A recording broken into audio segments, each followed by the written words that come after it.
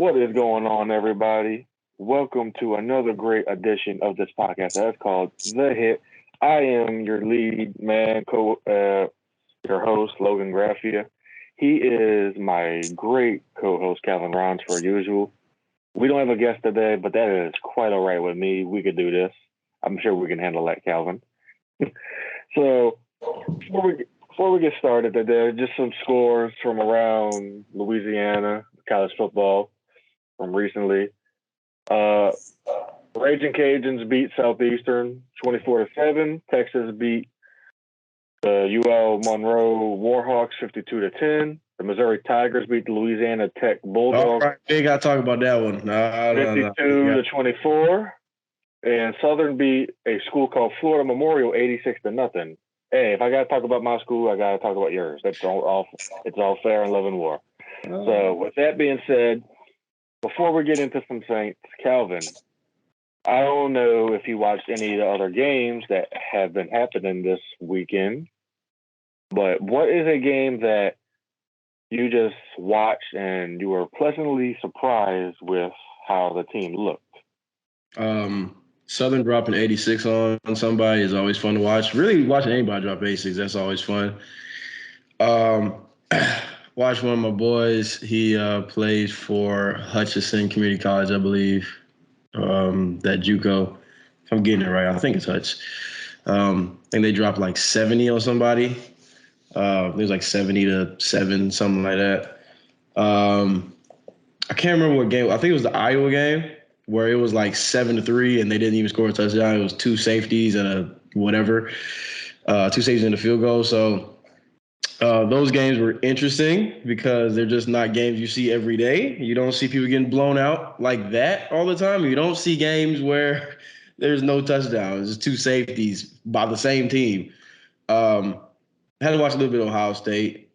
It was a little boring, but I mean, it is what it is. Notre Dame, I don't know why people were surprised they lost a big game because that's usually what they do. They're like top 5 every year, and then they just disappoint. I don't know why everyone keeps putting them in top 5. Start them at like 20, see what happens. Watch how much better they're gonna be. So that's about all I did. That's all I watched. Obviously, I watched our game. I was there. Wish it wouldn't happen that way, but it did. That's what my college football weekend consisted of. For me, I got to watch a few of them. I got to watch the Arizona State game a couple nights ago. Emory Jones looked pretty darn good. He looked like he did at Florida. He threw the ball very, very well. What I liked about Arizona State was they came out in the I formation sometimes. I'm like, who does that in college football label? I love seeing that. You know I love seeing that. And then just last night, I watched Washington State play Idaho. So another FBS versus FCS. And Idaho actually almost came back and beat Washington State. I have been keeping an eye on Washington State because of Cameron Ward. He transferred from Incarnate Word. He followed his coach. We discussed this a while back. And I remember when Southeastern played Incarnate Word just last year, him and Cole Kelly battled it out. Both had over 600 yards passing, which is just ludicrous. And Cameron Ward looked very, very good out there playing his first FBS game for Washington State. I think each game that's the first game is going to be a tough one. Every game's a tune-up game. It's a long season for a reason, but I have Washington State as a sleeper team this year. I've been telling people that all year. Cameron Ward, he kind of has that little Kyler Murray, Deshaun Watson thing going. And, I mean, he looks just like a combination of those two. I freaking love the kid. I think he's going to be great. But moving on from that, tonight or whenever you watch this podcast, LSU plays Florida State in the Dome, Calvin. That's going to be Brian Kelly's first game as LSU's head coach. And as we all saw, apparently Brian Kelly wasn't the reason Notre Dame was losing to schools like Ohio State, but not gonna change anybody's mind anyway. So, what do you expect from LSU tonight? Do you think that they dropped the 40 burger on them? Do you just think It's going to be a close game. What are you expecting tonight from this LSU Florida State game? So these type of games can really go two ways, right? You have, yeah, they're looking at it as a tune-up game, but I mean, if Florida State is your tune-up game, I mean, Florida State hasn't been good for a while now, but they're still Florida State. They still have the name, so that could be one of those trap games where you get an upset. You know what I'm saying? Kind of like that Utah and Florida game. Florida upset Utah. I mean, Utah was 7, and Florida's unranked. So, I mean, I had Utah winning, and look how I look. So, it can be one of those situations. It is still Florida State, or you can have the other side of the coin where they drop 40, 50 on them, and they look great. It'll probably be a score similar to Missouri and La Tech. 52-24. I mean, that's not out of the realm of possibility. But I would think that they win the game. I think it'll be an interesting game. Just seeing the direction that Brian Kelly wants to take the team, I think that would be pretty intriguing, and just to see the identity of what this new Brian Kelly led team is going to be like. I can't argue with that. What I want to see is I want to see how Jaden performs. I know he's not announcing a starter, but let's just be honest. Jaden Daniels is going to be the starter. We all saw that coming. He can say, "Oh, wow, it was just a tactical strategy." Everyone out there knows Jaden Daniels is the starting quarterback for the LSU Tigers. Anyway, I'm curious to see how he performs tonight for LSU. I think we are going to see Brian Kelly and Mike Denbrock, the offensive coordinator, use Jaden Daniels to his full ability. And also, I think you're going to see a similar offense to what Cincinnati ran last year with Ritter and the year before that, because Denbrock was the OC over there. I think it's going to be a good game. I'm very excited. But that's enough about college football. Let's get into the main course, the Saints, which we all know and love. They made some cuts, Calvin. We have a practice squad.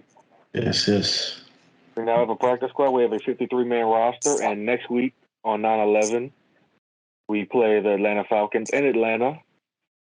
So I want to get your opinion on some of these cuts, and one of them, very much hurts me, and it even hurts me even more that we didn't sign them to the practice squad, but it is what it is.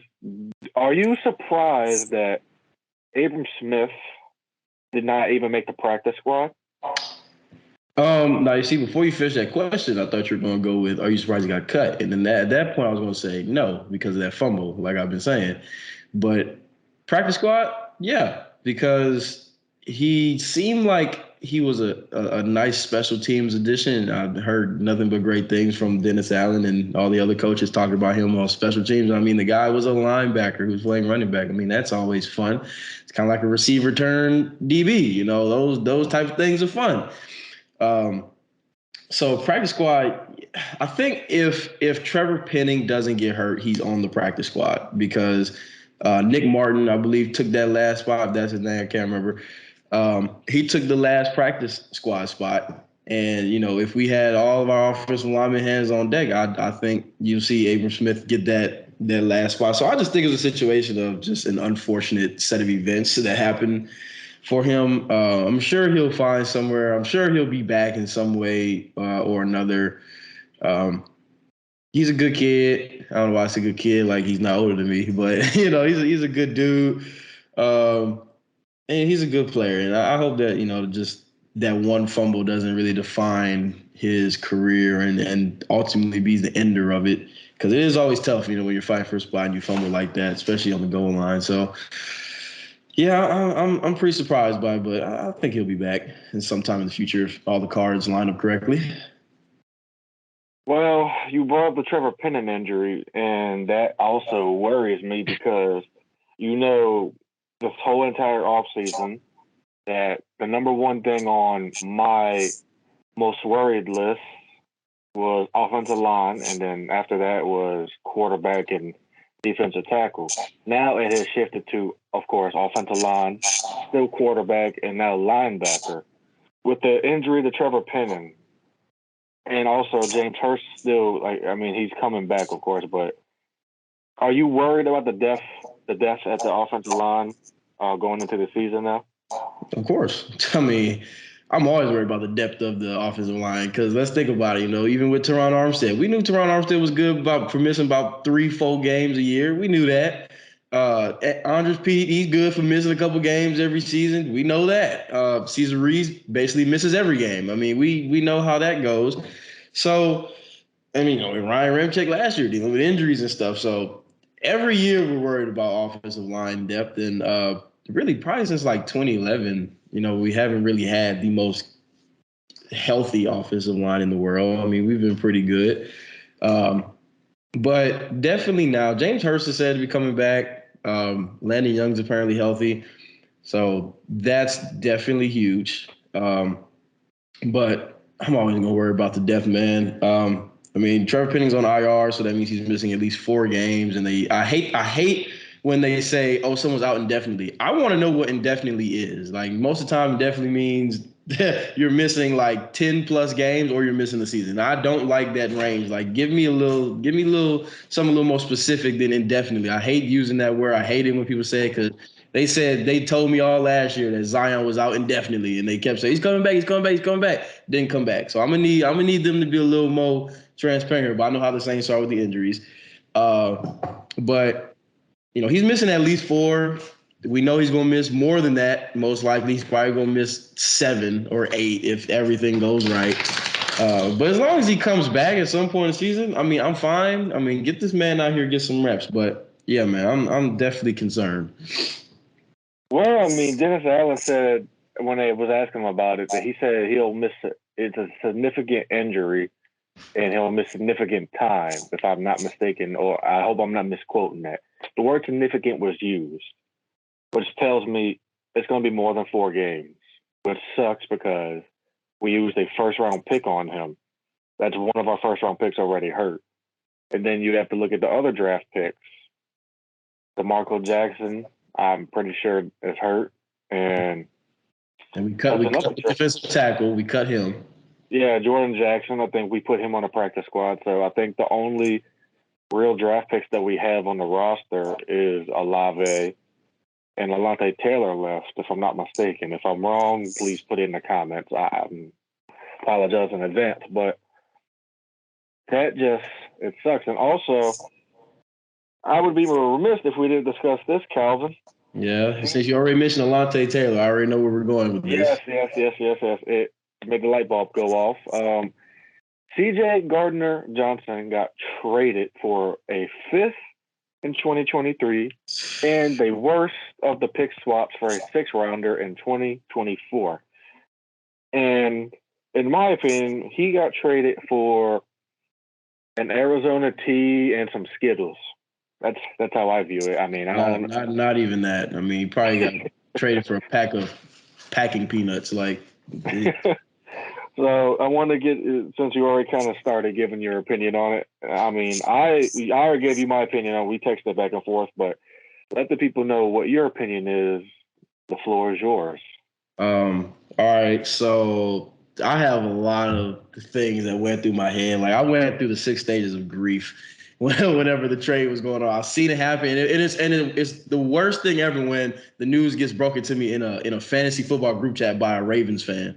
I was like, is he trolling right now? And I went to go check Twitter, and it said, oh, Chauncey Gardner-Johnson. I was like, all right, this cannot be happening. For anybody that knows, Chauncey Gardner-Johnson is my favorite guy on the team outside of Michael Thomas and all those guys. I love Chauncey Gardner-Johnson. I love guys that all they do is talk smack to people and piss people off. And the man made Tom Brady, the GOAT. I ain't even going to do that. I ain't even going to do the GOAT. Throw his tablet down and break it. If you can rile up Tom Brady like that, then I'm a fan instantly. The man gets punched in the face. How you make someone just punch you in the face 2 plays later? That's a talent. He had Michael Thomas fighting him in practice. The dude is an absolute menace, and I love that. I love that type of grit and tenacity on the team. But man, there was a lot of things that I was wondering. I was like, this trade is not a good trade, and I think maybe we're having a little bit of fan lust a little bit too much because maybe Chauncey isn't that great. or isn't as good as we think. And I looked at PJ Williams' stats, and his stats were pretty similar, if not better, in a lot of categories. And he was a backup. And PJ did have a really great year last year, and we all loved PJ last year because he was doing really good. And it was just a little bit disappointing because you're talking about how good our defense is going to be because of how much depth we have at the DB position, and then you trade away a 24-year-old guy who has Pro Bowl potential. In my mind, that's never really a good idea. And I get it. He wants to play safety, and then you sign Marcus May, and then you sign Tyrann Mathieu. So you kind of tell Chauncey, all right, shut up. You're still playing nickel. I mean, I trust the front office to some extent, but trading him for literally nothing, and I'm sure they got the best deal they possibly could. So maybe that's, like I said, saying something about Chauncey's value league wide. I mean, it also sucks when you trade him to an NFC contending team like the Eagles, especially the Eagles, who we can't figure out to beat for some reason, and we're going to play them again this year. So, I mean, it sucks. It really does. And then when you pile that on with, like, literally the next day, Marcus May decides he's going to pull a gun out on somebody in Jefferson Parish, of all parishes. You don't do that in Jefferson Parish. That's the wrong place to do it. So just like that, we got two starters down. We don't know what's going to happen with this Marcus May situation. He's already probably going to face suspension time from his DUI from last year. Now you're looking at it like, all right, you had one of the best depths in the league too. Now we're rolling with Alontae Taylor, who's never played slot, apparently. We didn't line him up as slot at all in camp, which tells me the Saints were not prepared for this. And then I came to a realization that maybe this isn't about money, because, I mean, I know Mickey Loomis, he has a track record of, if you're off by even 3 million, 4 million, 2 million, he stuck at that number. We seen what happened with Mark Ingram. He was not budging from that number. He said, I'll tell you what, I will get a guy who produced just about as much as you did, Latavius Murray. And, I mean, he did. So, Mickey Loomis is cheap. I hate that he's cheap. I think we'll win more games if he wasn't so cheap, but that's just how it is. But I think this was more than the money. I think Chauncey may have been a locker room problem. And if there's one thing the Saints have always shown, is if you are a locker room problem, doesn't matter who the hell you are, you're getting off this team. You could be the best player in the league. You're getting off the team. They don't like locker room problems. And, I'm trying to dig around, see what the teammates are saying. And, like, his teammates aren't really saying, like, oh, peace out, Chauncey. Cam Jordan always comments on anything that happens, but everybody else is just pretty quiet about it. I'm like, that's pretty odd. I mean, what's going on? And I'm seeing reports that he was an issue in the locker room, and when he came back for camp, he was just making a stir out of everything and just being belligerent. So maybe this was more about the less about the money and more about just how he was acting. But, I mean, either way, it hurts. It's gonna hurt. But hopefully Alontae Taylor and PJ Williams can hold it down. I believe they can. And Dennis Allen already came out and said, like, hey, look, basically that guy is replaceable. Like, like, I made him into what he is with my defensive scheme. So we'll do it again. And I believe that. So, yeah, man, it's going to be tough without him, but, we'll be all right. Well, I mean, Dennis Allen isn't wrong that he did kind of make him into what he was, but it's also, when you think about it, 24 years old, I mean, that's prime years. You're trading away someone that's in their prime, and he always looked like a Pro Bowl talent when he was out there playing. And I love the swagger and the manner of speaking where he just got underneath people's skin, and that always kind of works. That's a strategy. It works. We've seen it work. But trading him for basically what seems like nothing, it sucks. It does. But then going off, losing not only him, but then you are probably going to be losing Marcus May whenever that may be. I think his next court date is very soon, but of course, like you said, the one parish you don't want to do the whole firearm aggravated assault charges is in Jefferson Parish. That's the one parish you don't want to do that in. He would have been better off doing that in Orleans Parish. They let anything fly out there, but Jefferson Parish, no, that's the. going to be interesting. We went from a team having the most depth in the league on both sides of the ball to a team that now is very worrisome at the offensive line, and now we lose two DBs, probably potentially two DBs. It's getting. I'm not going to say it's getting to be scary hours, Calvin, but something has to happen. I mean, I don't think we're going to be the number one defense. I think we're going to be maybe, I would hope, top 10. Because I love the defensive line. I'm not too worried about the defensive line anymore. But linebacker, outside the Mario Davis and Pete Warner, who do you really have? Because John Bostic isn't here no more. He went back to the Commanders, if I'm not mistaken. You have Eric Wilson. Okay. But then outside of those three, what do you have? You don't have much. Hey, you can always pick up Abram, move him back to linebacker. Why not? That's a crazy thought, and I'm about it. You know that. But now, without Marcus May, who's behind Marcus May? You have P.J. Williams. Justin Evans. Justin Evans is a stud. He might be the saving grace. No, what's crazy, Calvin? I completely forgot about Justin Evans. Wow, I'd be happy with. I'd be okay with Justin Evans back there because he's a former starter. Injuries have plagued his career, but I'd be okay with Justin Evans back there. I think this could be a resurrection of a career of sorts for Justin Evans, and he looked great in preseason. He looked really, really great. I mean, every time we saw the defense out there, he was the one making all the plays, tackles, everything, you name it. So I'm still worried about the offensive line more than the defense because defense will hold its own. Because Dennis Allen, defensive-minded coach, he's going to get the defense in order, but offensive line, without a great offensive line, you're going to be running for your life. We saw that with Joe Burrow, but not everyone's Joe Burrow and can bring a horrible offensive line to a Super Bowl. And that worries me because we saw last year when the offensive line went haywire, let's say. That's when Jameis kind of got hurt, when the offensive line injuries started piling up. And then, of course, you saw the Miami Dolphins game with Ian Book out there. Basically, maybe that was more Ian Book than we thought because he was doing the same stuff in preseason. Well, I mean, I wanted to give him a tad bit of credit because that offensive line was basically put together with crazy glue and duct tape. I mean, duct tape and crazy glue can't fix everything, apparently. But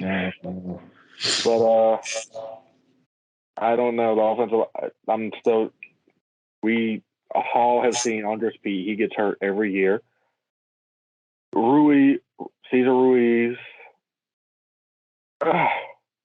he worries me. Everyone says, oh, he looked great in preseason, but what I try to tell people is it's preseason. I love watching preseason, but Calvin, you and I both know it's almost like let's say maybe a jamboree or a scrimmage. Everyone's playing vanilla. I mean, I remember being in high school and my coach said, okay, we're going to come out on vanilla. And I kept thinking, okay, is that going to be a formation? He's like, nope, we're just going to go base. That's what that means. Everyone in preseason does that. Everybody. So the Atlanta Falcons are going to be a real test. I know everyone's saying, oh, no, we're going to drop 70 on Atlanta and we're going to go 17-0. No. This is the NFL, guys. I mean, everybody's good. Everybody. Exactly. This isn't Madden where you could just drop 70 on somebody like it's nothing. Because I'm sure all of us here, myself and you included, have probably done that in some type of franchise where we just drop 70 on somebody like it's nothing. But each team is going to be a tough task. I don't see not one team that is easy because it is the NFL.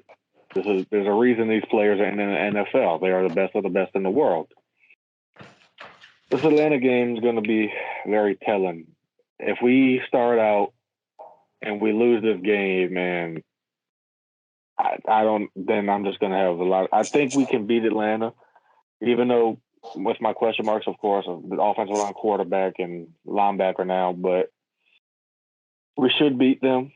We should, but the NFL, Anything's possible. Realistically, though, I would say if we are 5-2 or maybe even 4-3 going into the 7 game mark, I think we are pretty good because I think that's when we'll have a lot of questions answered about Marcus May and Trevor Penning and all the other guys. Yeah, and Alvin Kamara with his stuff going on. I think we'll have a lot of answers then. And if you can stay above 500 and give yourself a little couple game buffer, like I said, being 5-2 or 4-3, then I think that's pretty good because at the end of the day, this is a war of attrition, and whoever's the healthiest team and most available team towards the end of the season is going to go the farthest. And I'd rather all this stuff get out the way now than in December. Like everybody can get hurt now because I know they'll be fine later in the season. So I mean, this is probably a blessing in disguise. All this is happening now because everybody else seems to be healthy right now. It might be a tough road for these first 7-8 games, but after that, it'll probably be all downhill from there, man. Well, the one thing that worries me is Desmond Ridder isn't starting to my knowledge in this game, but Calvin, you know how it goes when it comes to rookie quarterbacks. Rookie quarterbacks, especially if they can run. Yeah. Ridder's mobile. I mean, they're gonna have a career year. They're gonna drop. They're like their best game will be against us, and they'll never put up any numbers like that close again. Like Teddy Bridgewater had a career game against us for Minnesota. I remember that like it was yesterday. Justin Herbert, he came out, he lit us up. I ain't gonna lie. We won that game, but he still lit us up. We won that game. Deshaun Watson lit us up too. That was a game. Shout out to Drew Brees for saving our butt per usual. But I definitely know how this goes. Jalen Hurts, I mean, look what he did to us. I mean, it happens every time. It never fails. This is what I'm going to predict. The Saints play the Steelers this year, and I predict that the very first game Kenny Pickett plays will be against the Saints, and I predict he's going to have one of those career games like every rookie quarterback has had against the Saints. Not even just in recent memory, but apparently since 1967, when a rookie quarterback starts against the Saints, they have just a career day. Don't know what it is. It's just a curse that we have. I've heard stories ever since I was a kid about my dad always telling me, is the rookie quarterback starting? And I'll tell him yes. Oh, nope, we lost. He's going to have a career day. And I'm always saying, man, that's kind of negative. And then sure enough, he's right every time. That's what I heard. So I heard from my dad. I remember with Teddy Bridgewater. That was like the first instance I've seen it. Dad was like, oh, is Teddy Bridgewater going to start from Minnesota? I was like, yeah. He was like, oh, well, that's an L then because Teddy Bridgewater's going to go off. I was like, nah, Teddy been chill this whole year. And then he goes off and we lose the game. So I'm like, all right, cool. I mean, one perfect example is when I'm sure he went off against everybody, but when Michael Vick made his start against he started I think his whole rookie season, but as a rookie, he just destroyed the Saints when everybody else, but still, rookie. I don't know what it is about rookie quarterbacks in the Saints, but they just go off. Name a rookie quarterback that got drafted this year. I'm sure if we have to play them. If we have to play somehow, some way, Malik Willis, I'm a little terrified. Just kind of. I told you we should have drafted him. Everyone told me I was crazy, but look, I wasn't mad about Malik Willis. If we ended up drafting Malik Willis, I wouldn't have been mad at all. But Kenny Pickett, I would have been mad. I would have been seething, hot. I thought Malik Willis was the best quarterback in the draft, and I already told you he wasn't even going to get drafted first round. I told you that, and he didn't. So. It's going to be an interesting season, Calvin. And Sunday, 9/11, which I wish the game wasn't on 9/11 because it seems like we're celebrating football more than just, thinking about recent memories of 9/11. But, hey, so 9/11, noon, sharp, Saints, Falcons. It's going to be an interesting one. Jameis versus Mariota, Kamara versus whoever the heck Atlanta's running back is. Michael Thomas hopefully is back, but a little concerned about everything happening now. Matter of fact, I can tell you, I'm going to look at one of my buddy's fantasy teams. I believe I think his name's Algier. His last name's Algier, the running back for Atlanta. Tyler Algier or Tyler Algier? Yeah, I think that's him. BYU. I'm putting him on the watch list purely because he's an unknown running back that for some reason is making waves out there in Atlanta. Cordell Patterson is not getting any younger, and I don't think Cordell Patterson is going to have the same year. And Cordell Patterson was kind of sputtering out towards the end of last season. If y'all had fantasy, y'all know how that went. I'm a little worried because just like rookie quarterbacks, rookie running backs for my Saints also seem to do us dirty. And if he's going to be the lead back, I don't know what that man's capable of. So, the end of the show, y'all all know how I just kind of feel about the team in general. I mean, I've bled black and gold since I was born. And I've loved this team for a long time, but it's just right now I see a very, very I see a 9-8 team, and I also think we might be looking at a resurrection of the Jim Haslett era. I hope I'm wrong on that. Right now, I see, Dennis Allen might be Jim Haslett 2.0, and Jameis Winston might be Aaron Brooks 2.0. That's what I see right now. You could crucify me in the comments after you subscribe, but that's just how I see it. And I'm going to just end it off right there because we are out of time, Calvin. So with that being said, I am Logan Graffia. He is Calvin Rhines. This has been another great edition of The Hit. See y'all next time.